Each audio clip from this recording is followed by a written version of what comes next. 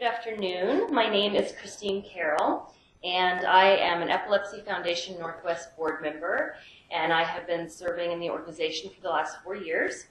I have a child, a son with epilepsy, and that's why I'm involved. Our final speaker today is going to be Heather Franklin. Ms. Franklin is the Director of Special Services at the Kiona, am I saying that correctly? Kiona Benton School District. She's going to be speaking to us on the topic of individualized education plans. So please help me in joining this and welcoming Ms. Franklin.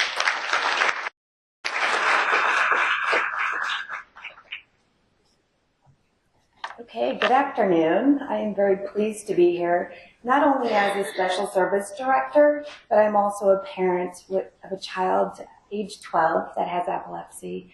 My son got diagnosed within a year, and so I'm pretty new at this myself. As a special ed director, I have children with lots of disabilities that I see on a daily basis. In fact, I've been a principal as well. I'm going to get into, let's see if I can use the mouse here.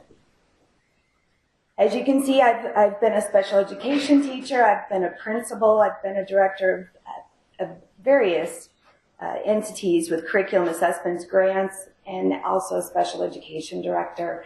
Under a special services director, there are different entities with 504 coordinator, McKinney-Vento, Title II, Title IX. There's lots of different areas that we work with. The reason why I tell you that is because my background brings me to where I am today, and as well as with the epilepsy. My son has only had 2 grand mal seizures. However, when he had them, I was the mama bear. He had his first seizure at the age of 11 in the middle of the night. So I could spend an hour alone just on my knowledge that I've gained over the last year on epilepsy. I don't claim to have all the answers. That's all I can tell you is I can relate to you. I can relate to you more than just being a special education director. I can relate to you as a parent. A single parent, 3:30 in the morning, my son was having a grand mal seizure. So with that being said, I went to the school after dealing with, or not dealing with, shall I say, after having the honor of working with Seattle Children's Hospital, after my son was diagnosed with epilepsy. His second seizure was at his father's location.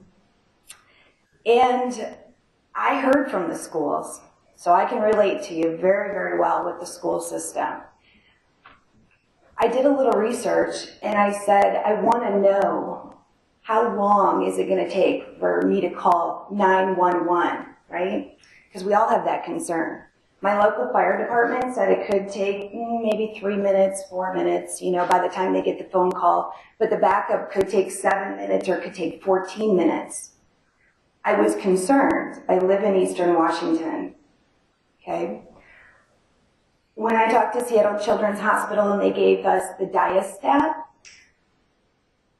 that was something where, as a parent, I thought, wow, this is intrusive. This is December. I'm getting on an airplane. My son has grand mal seizures. I don't know what's going to happen next.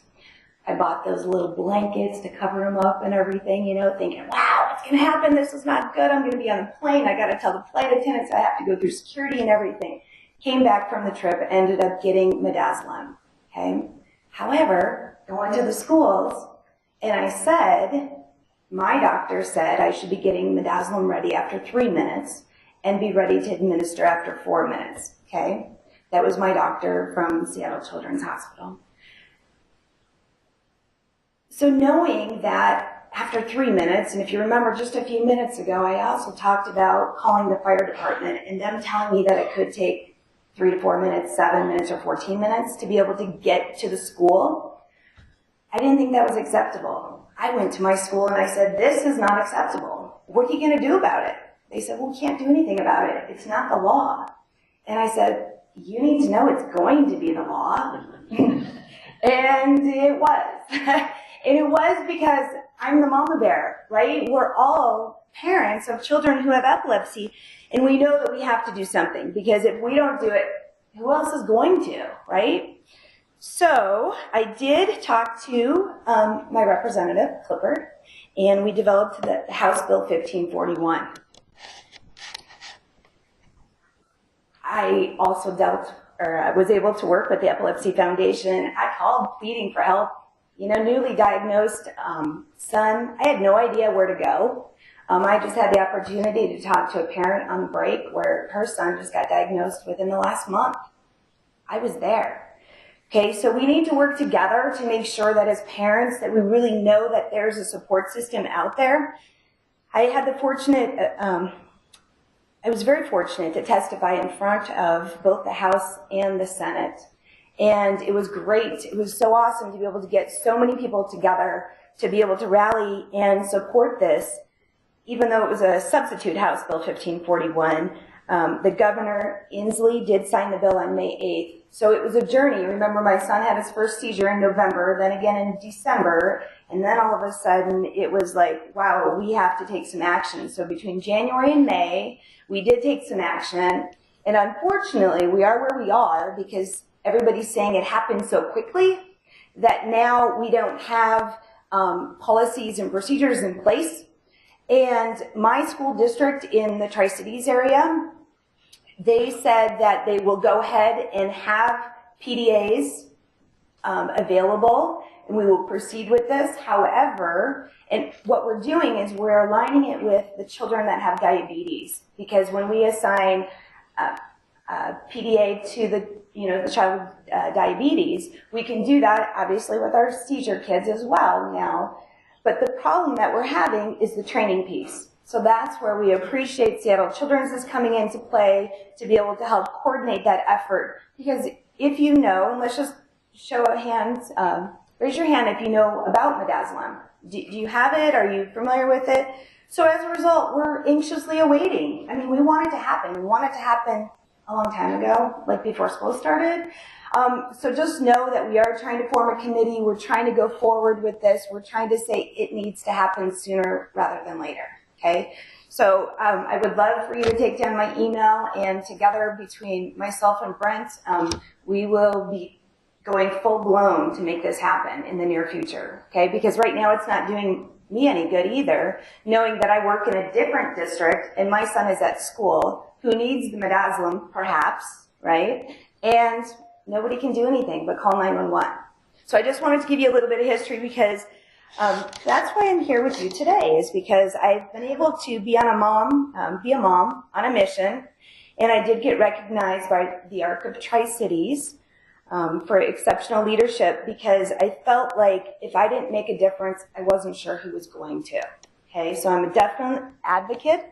You can see here is Governor Inslee. That was back in May, and we were just very thrilled to be able to pass that bill.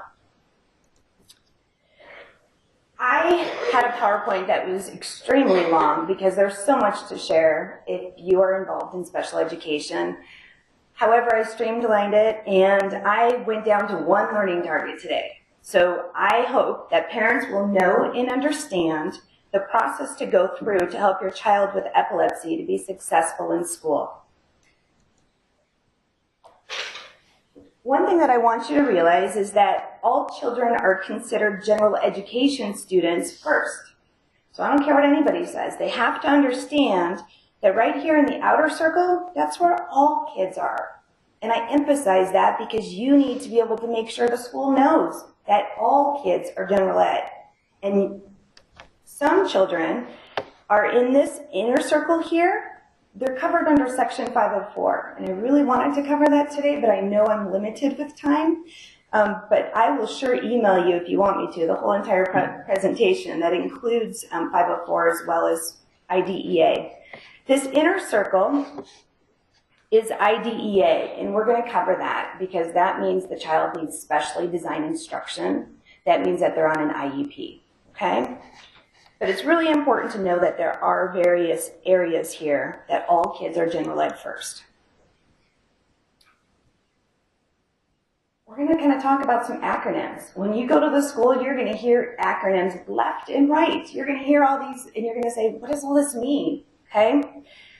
So OCR, you might hear about that a lot. Office of Civil Rights. Remember, they are your friends, okay? They will be there to help you.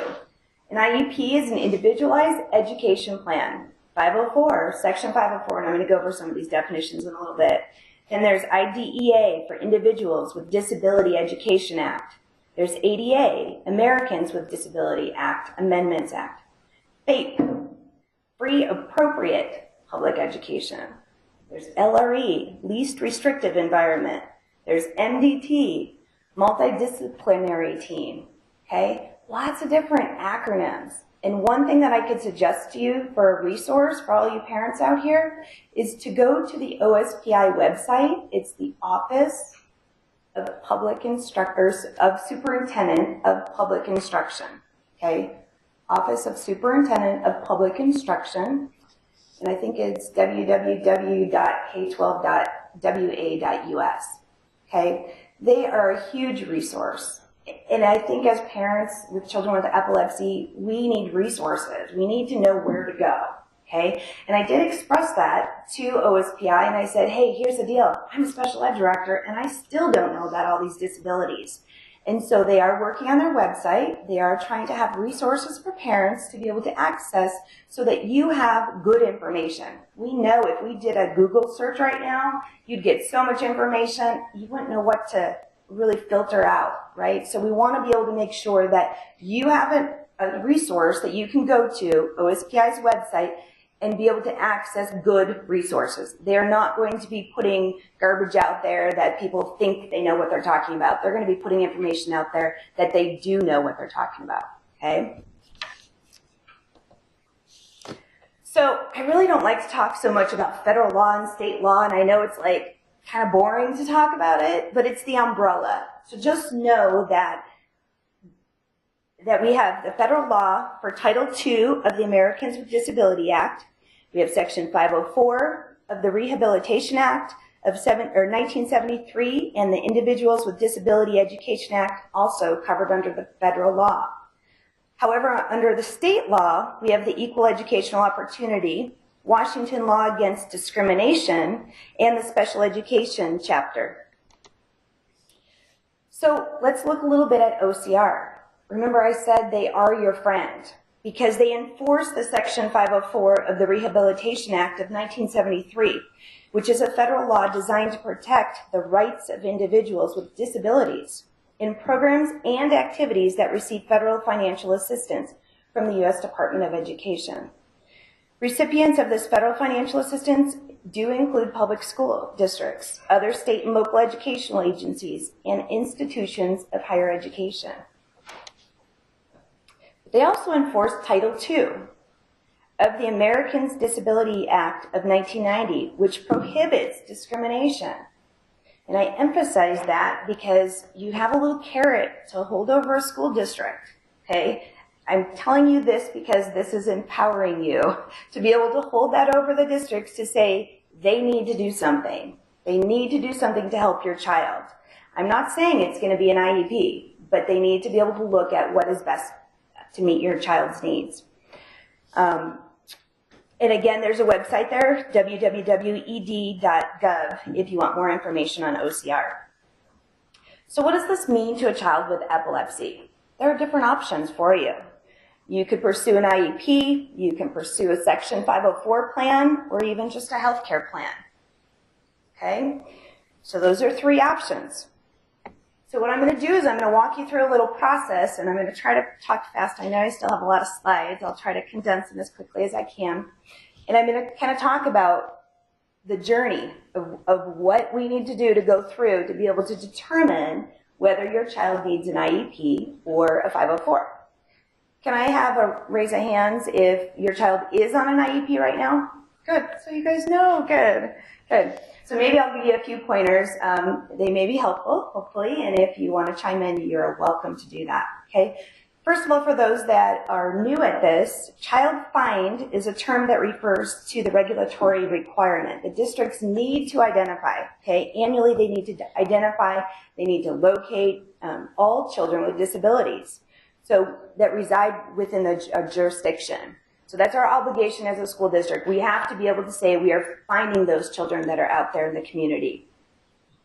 The districts must take appropriate steps to notify the disabled persons and their parents or guardians of the availability of a free, appropriate public education for eligible students. Okay? And I emphasize that because we use FAPE a lot. Free, appropriate public education. So if we talk about a referral, as a parent, you can be the one that does the referral. Okay? It could be a caregiver, it could be a teacher. Anybody can refer a child through this process. If the team feels they want to use the response to intervention, have you guys heard about that? The schools try to do RTI, right? Okay, they're saying they're already trying to do something for the child. Well, they can say that, but if you don't like that and you don't think that's good enough, then you do have rights as a parent to be able to go through a due process. So this is also accessible on the OSPI website. This is an example of the Notice of Special Education Procedural Safeguards for students and families. Make sure you get this. You need to know what your rights are in here, okay? So you can print it or get it from your school district. So again, if they just say we're going through RTI and we're gonna just start with that and we'll see how it is, you know, maybe in 30 days, 60 days, we'll revisit it. You as a parent can say no. You want to get it going faster. Okay? So free appropriate public education.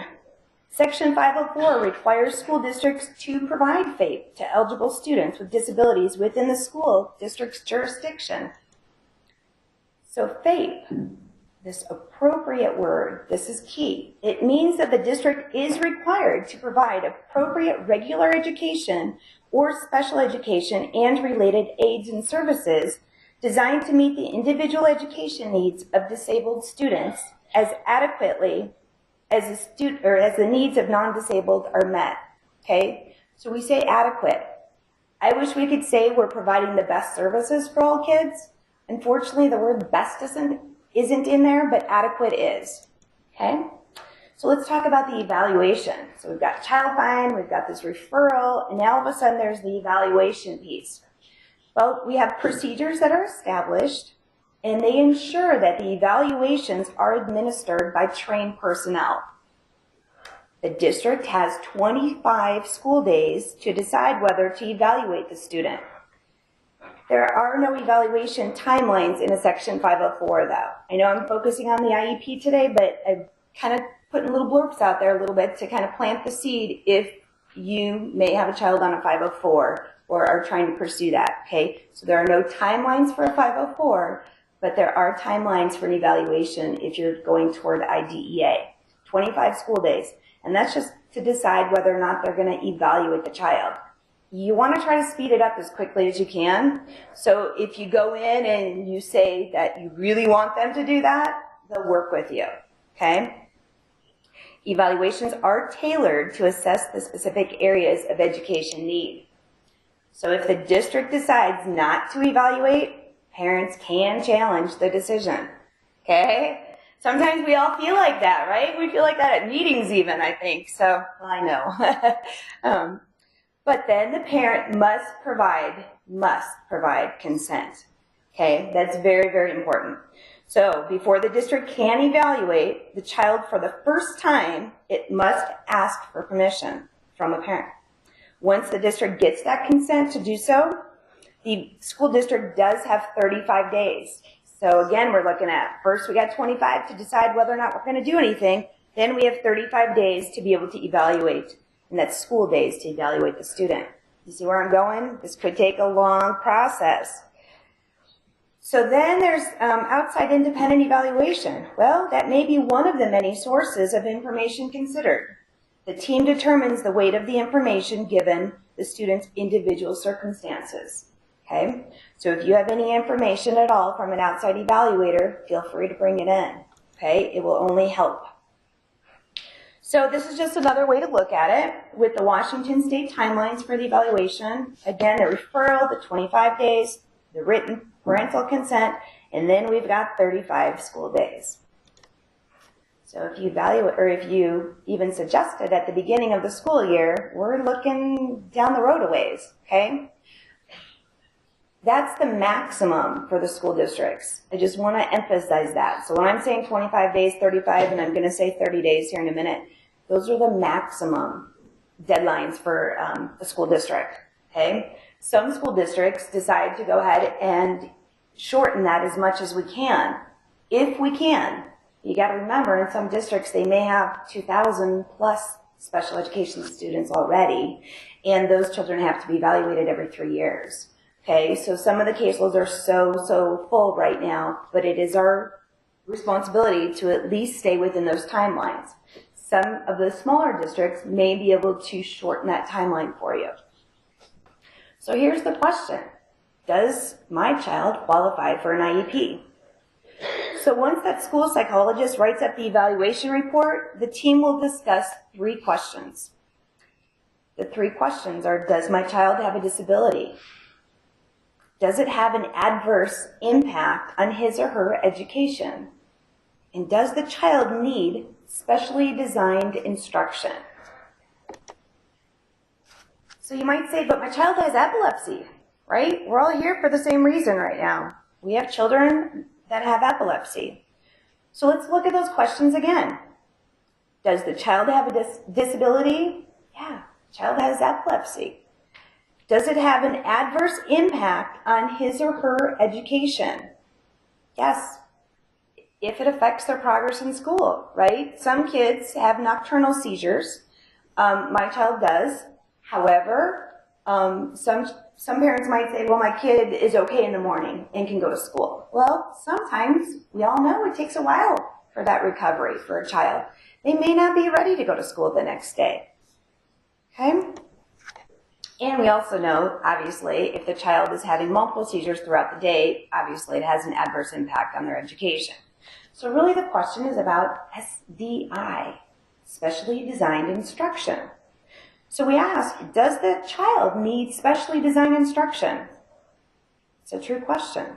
So if the team feels that the child needs this specially designed instruction in order to get the most out of his or her education, then the team would consider the child eligible for special education and would reconvene to develop the Individualized Education Plan, okay, which is known as the IEP. So I want to keep this in mind. It's all about the child. It truly is. And you know, sometimes you might hear from teachers excuses. Plain and simple. They have excuses. Their class sizes are too full. They already have too many kids with disabilities. Legally, they can't say that. And you need to know that. Okay? So it is all about the child. So how soon after that initial evaluation will my child get an IEP if he or she is eligible? 30 calendar days. Okay? Washington State says it's 30 calendar days. So we've kind of gone from 25 days to 35 days, school days, to now all of a sudden we're going with 30 calendar days. Okay? It's a long time. It really is. Some school districts decide to do their evaluation right away, and within a week, you can have an IEP. Some districts, they're going to go ahead and extend it all the way to the 30 days. Okay? So let's really talk about what is that Individualized Education Plan, or IEP. Well, an IEP is a detailed description of the instruction and services a student with disabilities needs in order to receive a meaningful education. Okay? So I've seen lots of IEPs over the years, and you know what? A lot of them, I'll send them right back to the case manager. And I'll say, you need to redo this. You need to get the parents back in, and you need to be able to talk more about what is the present level of performance, okay, for the child. What are the goals? And we're going to talk more about that. But that IEP is the document that describes the specific special education services that the child will receive. It's a legal document. I'd like to say that. It's a legal document. Okay? And students are entitled to receive all the services outlined in that IEP. I have had the ability to go through a due process where my team did not provide FAPE. It's not pleasant to go through a due process. As a parent, it costs a lot of money unless you so-called win. We don't really call it win or lose, but if you are in favor, then you may not have to pay as much, okay? The school district may have to pay a lot. Nobody wins here, okay? So that's why it's really good to be proactive and work together as a team and know that it is a legal document. That's why it's very important that you read these, that you know what your rights are as a parent, that you know what your children's rights are, okay? The IEP should be tailored to the child and his or her educational needs. So let's talk about that least restrictive environment. Children with disabilities, they have the right to be educated in the least restrictive environment.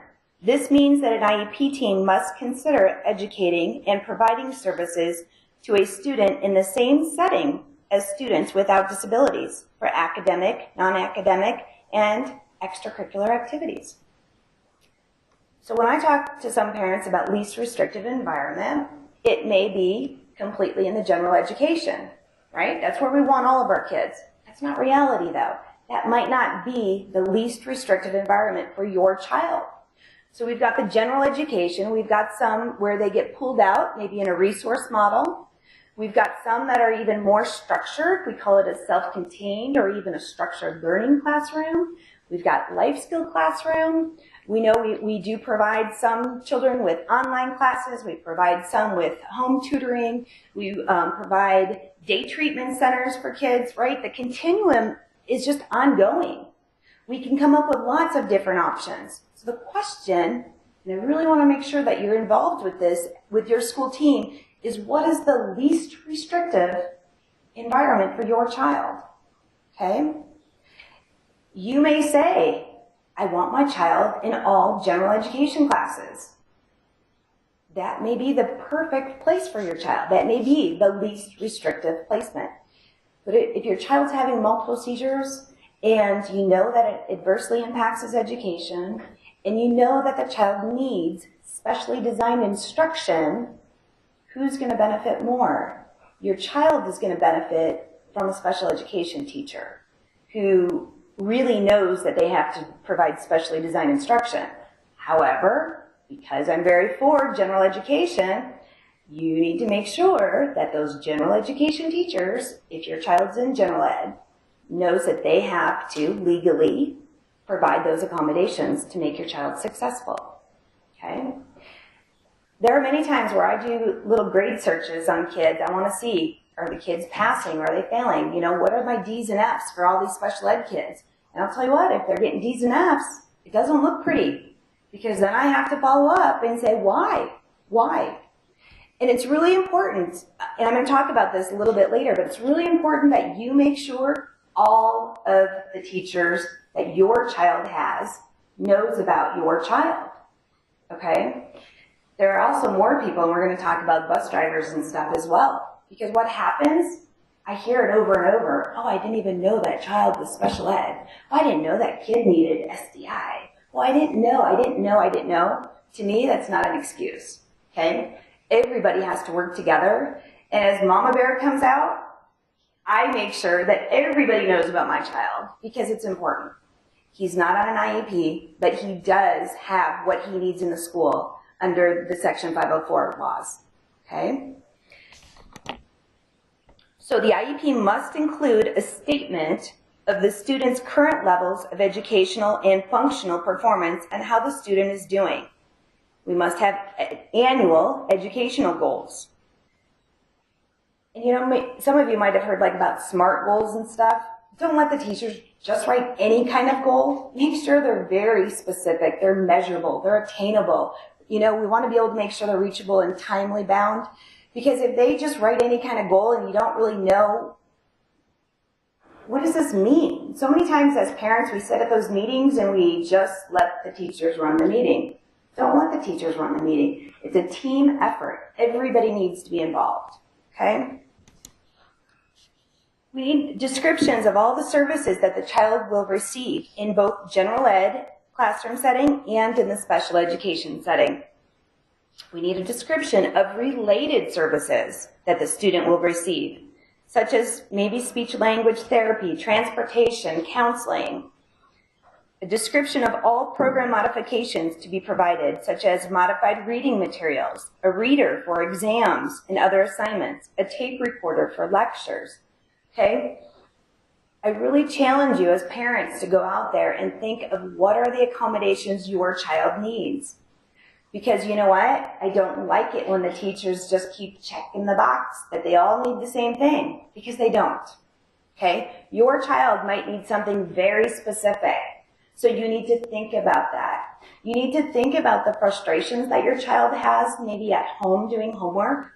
Maybe your child does need shortened assignments. Maybe your child does need longer time for assignments, okay? Shortened, longer time, those are huge.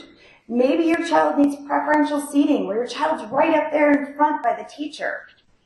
I don't claim to know everything about seizures because a grand mal is a grand mal, right? But we all know that everybody out here has a variety of experiences with the seizures. And you know what? The teachers don't, okay? You need to describe what kind of seizures your child has to those teachers, to everybody that your child is exposed to. The principal needs to know, the counselor needs to know, the bus driver needs to know, the coaches, they all need to know, okay?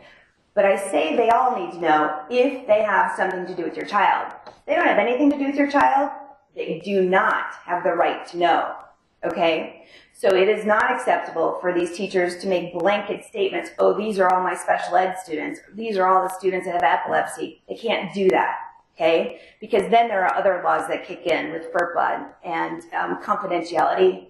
I'm a big believer that we only tell those teachers and those stakeholders who need to know the information, okay? So it's year by year.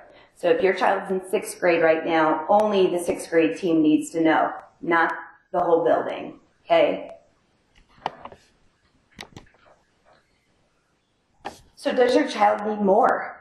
A determination of whether the student needs assistive technology devices and services. Assistive technology, again, means the equipment or systems that enhance or maintain the capabilities of the student and can include commercially produced items such as a computer or a keyboard.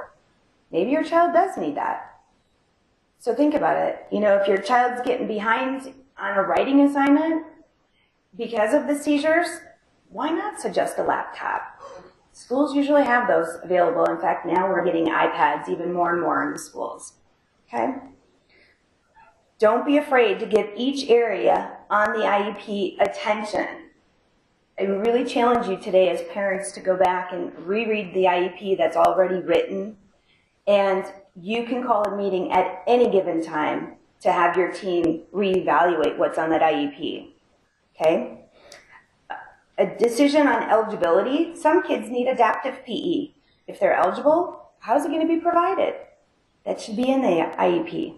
A description on how the student will participate in general ed classes and activities, and if not, why not? They need to be able to explain that to you. Any accommodations that the student needs will have for extended day or extended school year. Schools don't like to do that. Why? Because it costs them money. But if your child needs it, you need to pursue it, okay? And the team will decide ultimately, okay? You need to add the details, and remember, you can always review that IEP. Some kids may need adversive intervention. We really attribute that to those children who they may choose some physical violence, or they may not choose it, but that might be part of their seizure. They're part of their response, shall I say. I heard a couple parents out here already that said that they have children that have autism. I have children with autism as well in my school district, and some of those children have adversive intervention plans. So if they get physically violent because of their disability, there are safeguards for school personnel to be able to have a plan in action so that we know how to respond to the child. That adversive intervention plan should be in the IEP and should be developed by the team. So if a child does do something like that, then we're covered. We usually say it's CPI Crisis Prevention Institute does training to be able to make sure that the children are safe. So in other words, we're not going to physically grab a child and hurt them, but we're going to do some techniques to be able to de-escalate the child and then be able to help him or her make some good choices. We need to make sure that those IEPs include the location, the duration, the frequency of services to be delivered, and make sure that the dates which the services will begin are on there. Okay? Some of you may have children that are already in their teenage years. So by age 16, we have to make sure more details are included in those IEPs.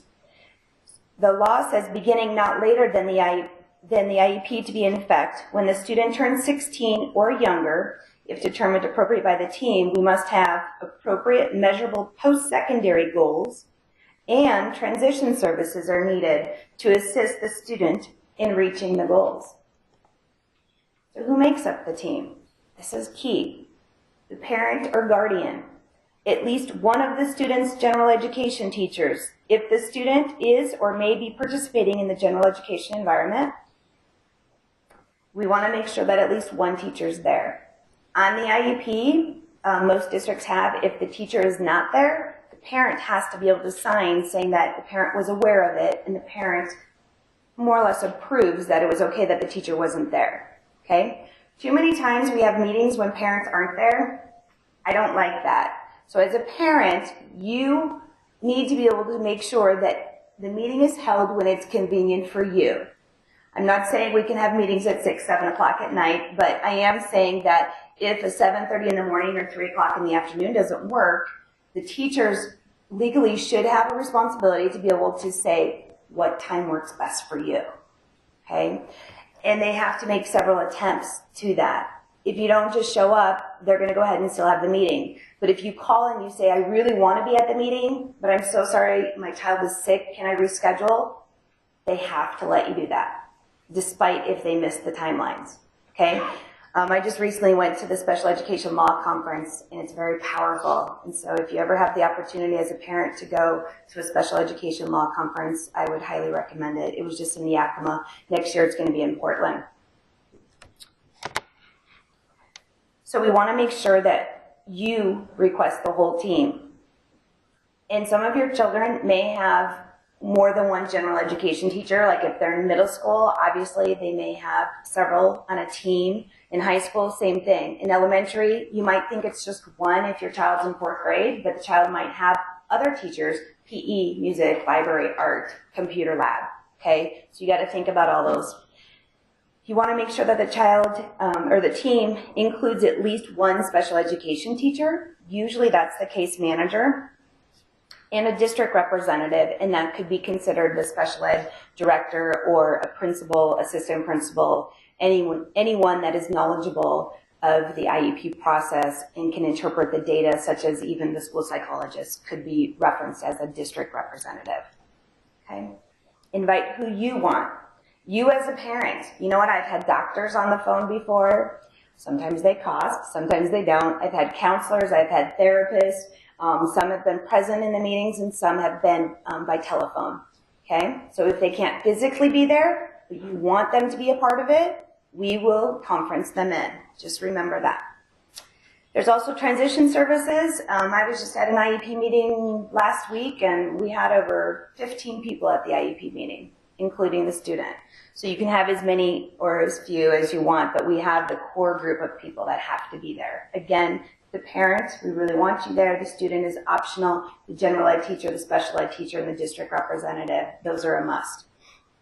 And then any other person that may have some knowledge on the team. So for instance, if your child is transitioning and your IEP is in the spring, you may want next year's teacher as well as this year's teacher being a part of the team, okay? Every member is a contributing member. Any individual who can so then here's my school psychologist here. So if somebody can interpret the data, and then at the discretion of the parent or the district, again, anybody who has expertise regarding the child, okay? I started talking about this earlier, the people who need to know, okay? Does everybody who knows your child, do they know what the plan says for your child? Does the principal know? Principals aren't always at the IEP meetings, okay? But they still need to know about your child. The classroom teachers, again, including all of the specialists. I said earlier, the art teacher, PE, music, library, computer lab teacher, for instance. Assessment coordinators. As we talked a little bit about, shortened assignments and stuff, there's also a section on the IEP that talks about what kind of test your child will take, what kind of accommodations your child needs. Do they need longer time? Are they going to be taking a different test? Do they need to take the test in a different room? Okay? Lots of good accommodations. And guess what? The school has to do them. Okay? There's been Mama Bear on the phone saying, how come you didn't pull my kid when he took the state test? Oh, I'm sorry, we'll do it next time. Okay, so they can't just say, I'm going to do it next time all the time. They have to be able to do it.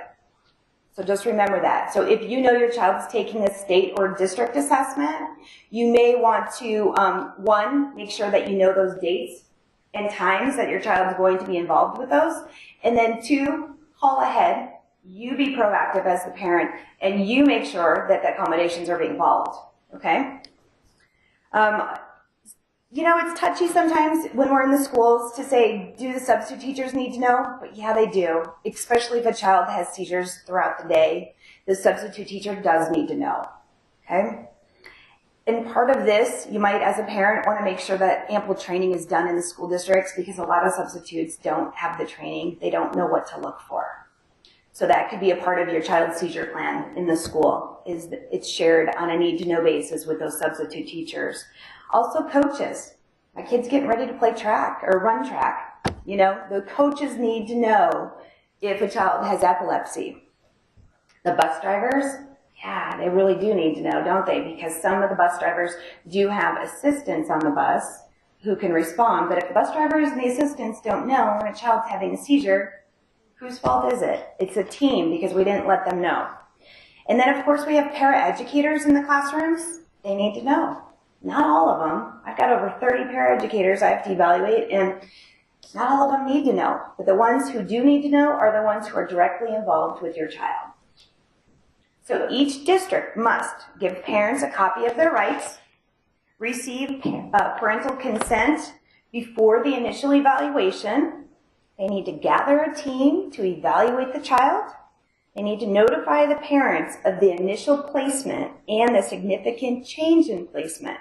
So in other words, if your child's already on an IEP, and say your child's in general ed, and all of a sudden you have a teacher who just says, oh, you know what, I think the child needs resource room. I'm going to go ahead and just move them. Guess what? They can't. They cannot just move the child. They need to reconvene the IEP team, the full team, and you need to discuss that placement. Okay? The plan needs to be reviewed every year.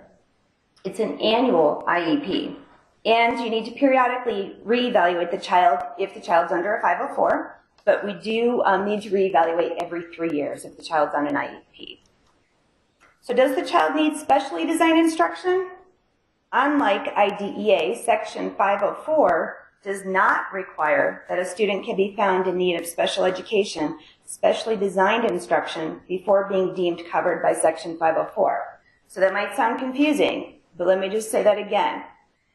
If a child is under special education, they are covered by 504. Okay? If they're covered under IDEA, they're covered under 504. But if you go the 504 route, they're not covered under IDEA. Okay? So what if my child does not need specially designed instruction, right? That was kind of like my second part with lots of slides that I had to delete. But I do want to encourage you, if your child does not need specially designed instruction, to pursue a Section 504 plan. And I'm going to just briefly cover that. The definition of a qualified individual with a disability under Section 504 is a person with a disability who has three things. We call them three prongs. Has a physical or mental impairment which substantially limits one or more major life activities. 2, has a record of such an impairment. And 3, is regarded as having such an impairment. So those are the 3 prongs, just kind of put in a different way. Okay? Recommendations for you as a parent, when you're at those meetings, be prepared for the meetings. Be prepared, okay? I want you to know why you're being invited to the meeting. Sometimes teachers will just call and say they want an IEP meeting. You need to know why. What's the purpose? You may need to supply medical records. Bring them with you. Make sure the school has everything they need, because it's going to be a lot quicker if you have them at your disposal. It sometimes takes us a while. We're very fortunate to work with Seattle Children's, but they have their own form that needs to be filled out. So the school may have a mutual consent that you need to fill out as a parent, but because of Seattle Children's guidelines, they have their own form that needs to be filled out. So we can't worry about what the district wants. We have to make sure we comply with what Seattle Children's wants, if that makes sense. Stay calm as a parent. You know, when we're in a meeting, sometimes we want to be insistent on what we want and why we want it. Best thing you can do is stay calm. I had a meeting recently that didn't go so well, and I can't really repeat what the parent said, but let's just say it wasn't very good. And he said it to his wife. So we just all need to really stay calm when we're at these meetings and be proactive and be informed, okay? That's very important. I want you to know, like, you are the child's best advocate. Nobody else is. You as a parent are the best advocate. You might think your child has a really good teacher out there or somebody that he or she connects with at the school, but remember, it's all about you as a parent making sure your child gets what he or she wants and needs. And study up on your rights. I can't emphasize this enough. You know, sometimes we get this stuff and we just put it on the shelf and we don't read it. You need to know what your rights are as a parent. You need to be informed. What can you do as a parent if you, to resolve a dispute with the school district? You can, one, meet with the district. You can request mediation. You can make a complaint. I talked a little bit earlier about OSPI. I talked a little bit about Office of Civil Rights. Or you can file for a due process. Okay? I would start with the school district first, though. And Office of Superintendent of Public Instruction, again, that OSPI website, they do have the steps you can take right there on the website. Okay? So think about it. What makes you smile? I know it makes me smile. I know it's been a journey, but what makes me smile is to know that I'm doing absolutely everything possible that I can, not only for my child as a mother, but for every child in my school district.